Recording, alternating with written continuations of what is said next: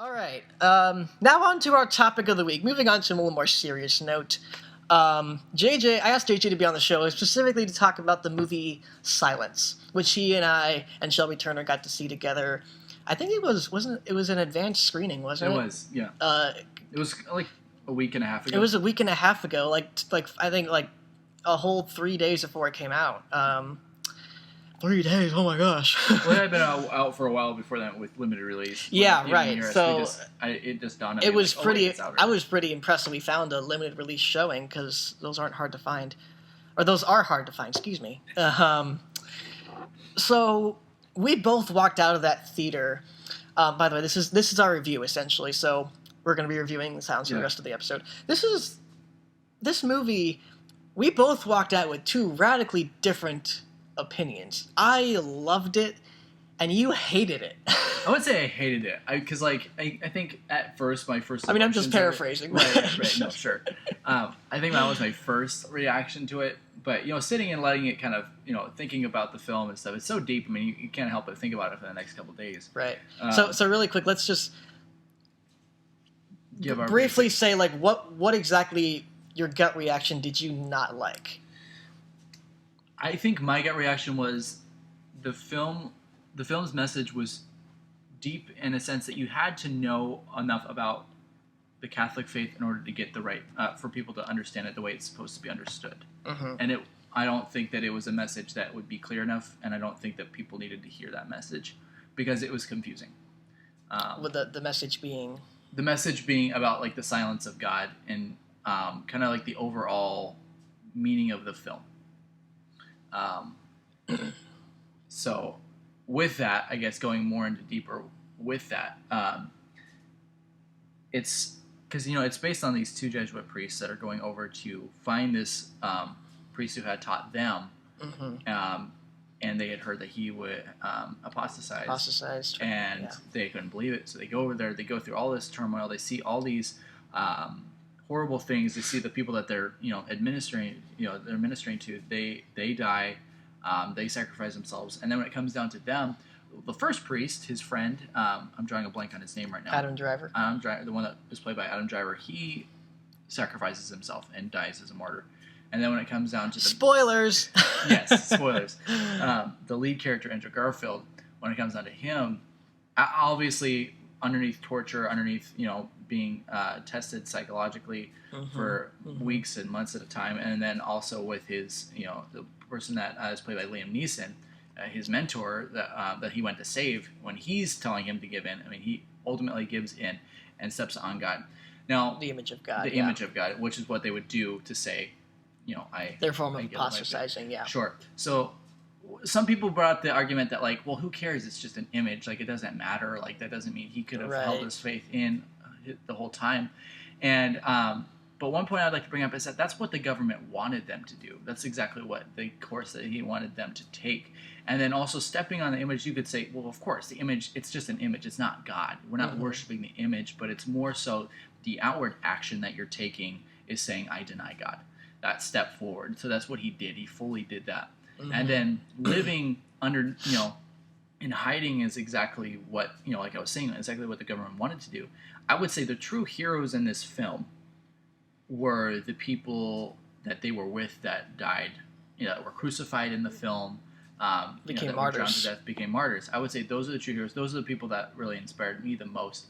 But at the same point, I think this film's really important for the right people. Mm-hmm. Because for me, I really gained a lot from watching it because I saw myself in a lot of the characters in my own spiritual, dealings throughout my life. We don't have physical trials like these people did, but we have more spiritual trials. Mm-hmm. And, with Andrew Garfield, I mean, how many times have we, done that with sin? I mean, how many times have we said, I'm going to choose this sin to give in to this or to that and deny God, and we give in really easily. And I also saw myself as, what was the friend of theirs that would always come back for forgiveness? Chiquichiro. Yes. He would always come back, and I saw myself in him. I mean, I'm constantly that person going back to confession saying I've done the same thing over again. I've done the same thing over again. We all have experienced that. Talking from a Catholic perspective, that is. constantly asking for God's forgiveness. Right, and even as a Christian perspective, you're always asking for God's forgiveness. So I feel like there's a lot of importance. You just really should know the story, and you should know really what. I would encourage people who don't know the Christian or Catholic faith, the Christian faith, to really to do some research and understand it before you judge the film, because that's really important. Because honestly, it is terrible that this priest gave in, and so did Neeson's character, Father Ferreira. But that they were it's kind of to show like how we are in our lives. That's what I took from it. So I think it's really important. It was important for me because it really reminded me of myself and my struggles. And it's kind of like, God, I hope that I don't become that. I hope I don't do that in my life at some point. Because I can imagine being in their position. I can imagine being underneath that torture and being faced with that decision that you step on this or die. Or the psychological pressure. I feel a ton of empathy for those characters. I'm not saying that they're bad in any way and that they had bad intentions, but you can't deny God, and that's not something that should be encouraged. And I feel like the average person perhaps will take that as that's what the meaning of the film was. And the silence of God, he's not there. This stuff that we struggle with. And I think it screams Scorsese's struggle in life, because he's a fallen away Catholic. And I think these are things that he turmoils with a lot. But I hope, I don't know exactly where he's coming from, so I can't judge him. But I hope it's not a scream of like, well, these are the things I'm struggling with, and I'm trying to make it feel better for myself. That I'm kind of like, I know God, but I'm going to keep it silent. Like, you have to. God says how many times you have to live out full and loud, and you have to. I mean, even if that leads to your death, I mean, that's our call as Christians and as Catholics. And, go ye to all the world and preach the gospel. Exactly. So those were my criticisms of the film. I loved the film as far as like cinematically, story. I mean, brilliant. Just touches me. Scorsese always does a brilliant job. So I think it's a really important film. I just think people need to make sure that they educate themselves properly before they judge it. Right. And so for me, my gut reaction to this movie was that it was phenomenal. From beginning to end, I didn't... and the reason why was because I saw Andrew Garfield's character, Sebastian Rodriguez. I saw his fall as a very human touch. I saw that as we always have our stumbles. We all stumble. We all fall into sin, and sometimes we're convinced that we're irreparable and that we can't pull ourselves out of this rut. And we forget that no, that's not the case. While yes, sin is not okay and you shouldn't sin, we're human. And because of the fall, we are inclined to give into our human desires or what is easy. And, Father Rodriguez in the movie was probably the strong... I mean, aside from the martyrs and the many Japanese people that died in the movie, in the story, he shows the most resistance. He never, ever gave in. And this movie takes place over the course of maybe, 5 years maybe? I'm spitballing here. But he goes through so much psychological torture and physical torture to the point where at that point you feel sympathy for him. You understand why he falls, because it is human. But his downfall is as a priest and as a holy man of God, he thinks he is irreparable, like he's done.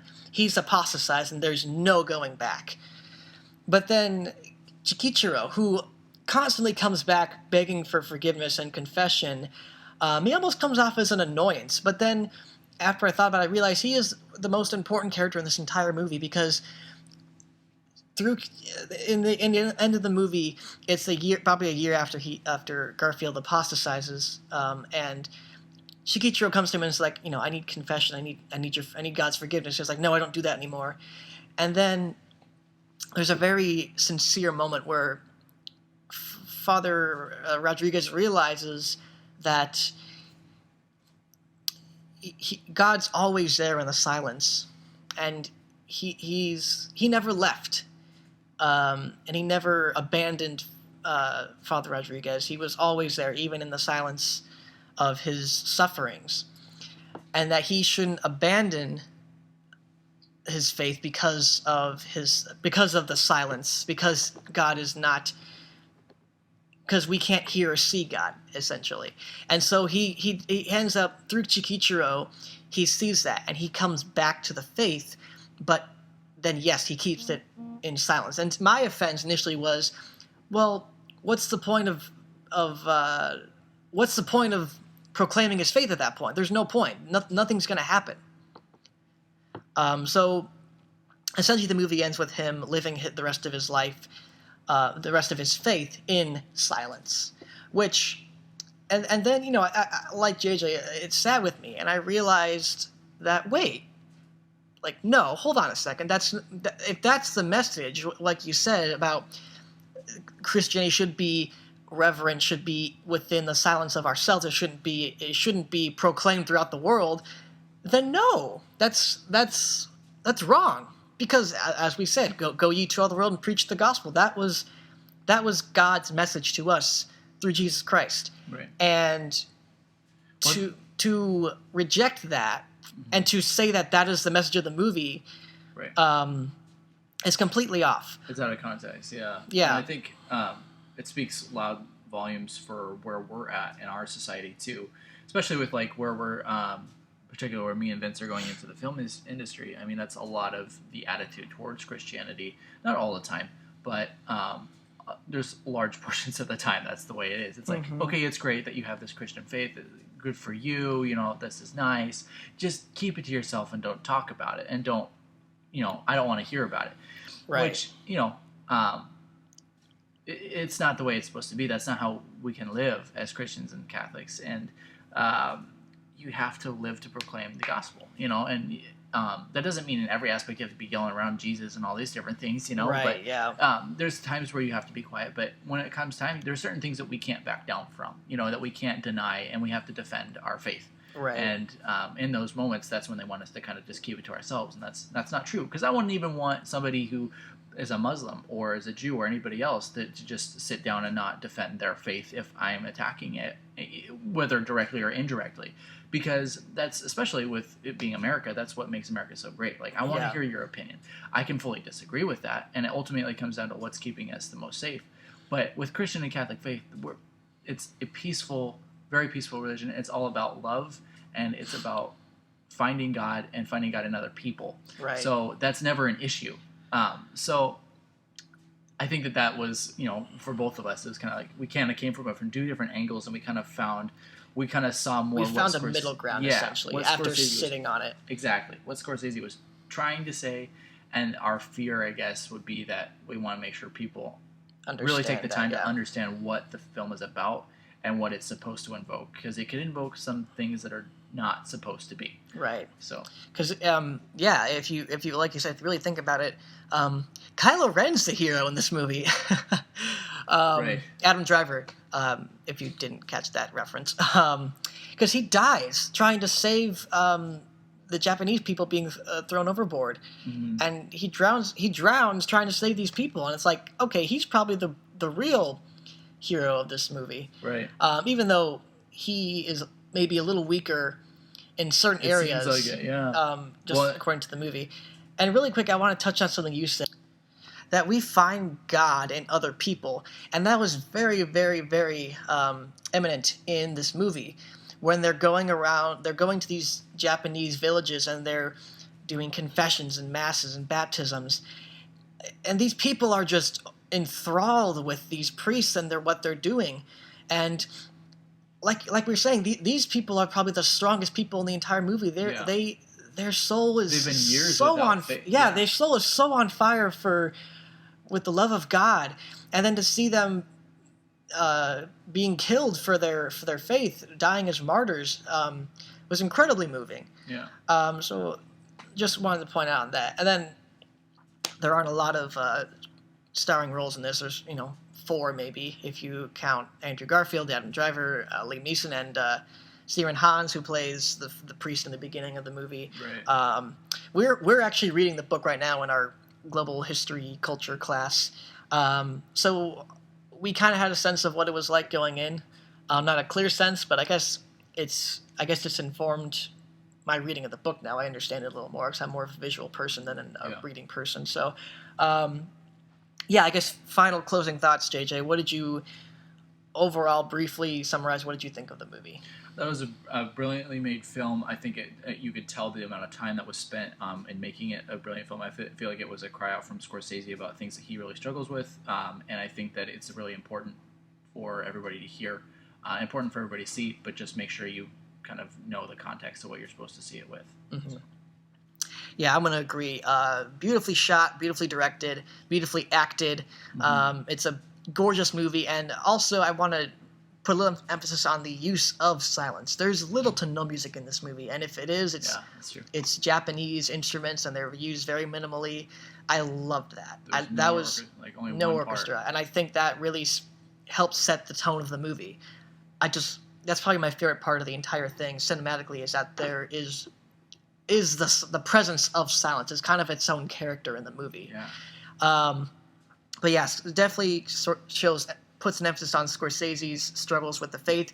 It's definitely his most personal film. I wouldn't say it's his best film. Right. But the performances are great. Andrew Garfield definitely deserves a nomination for Best Actor. Beginning to end, highly gripping and emotional and entertaining.